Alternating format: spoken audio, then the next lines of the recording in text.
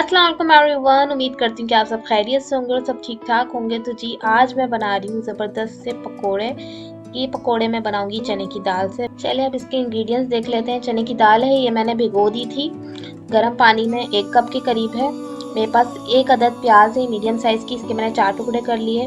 4-5 जो है लहसुन है, एक टुकड़ा मेरे पास है अदरक का। कुछ प्याज मैंने काट लिए हैं, धनिया पुदीना और हरी मिर्च है। नमक है मेरे पास जो कि टेस्ट के अकॉर्डिंग है। कसूरी मेथी हाफ टी स्पून है।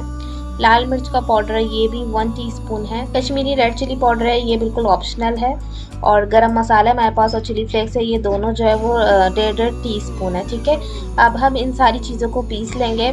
इसमें लहसुन अदरक और प्याज है जो कि मैंने कट करके रखा हुआ था, इन सबको पीस लिया मैंने। इसके अंदर अब हम अपने सारे इंग्रेडिएंट्स ऐड कर देंगे और इसके अंदर बेकिंग सोडा भी ऐड करेंगे 1 पिंच, जो कि मैं मेंशन करना भूल गई, तो आप लोग ज़रूर इसके अंदर ऐड कर लिएगा।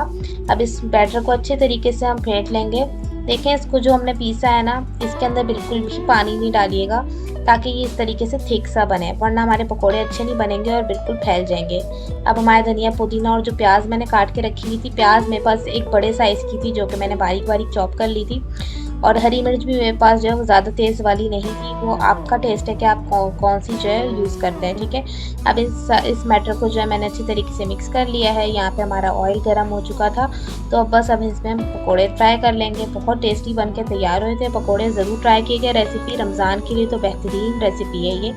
रोज़ आप लोग नई नई चीज़ें बना के खाते हैं, तो ये भी रेसिपी ज़रूर ट्राई कीजिएगा और मुझे दुआ में याद रखिएगा। अब आपसे नेक्स्ट वीडियो मिलूंगी, तब तक के लिए टेक केयर। और मेरे चैनल को लाजमी सब्सक्राइब कर लीजिए और मेरे फेसबुक पेज को भी फॉलो कर लीजिए ताकि आपके लिए मैं न्यू रेसिपीज़ लेकर आती रहूं। और रमज़ान में मेरी रेसिपीज़ बहुत ही ज़्यादा डिफरेंट आने वाली हैं, तो stay tune guys and take care. अल्लाह हाफिज़।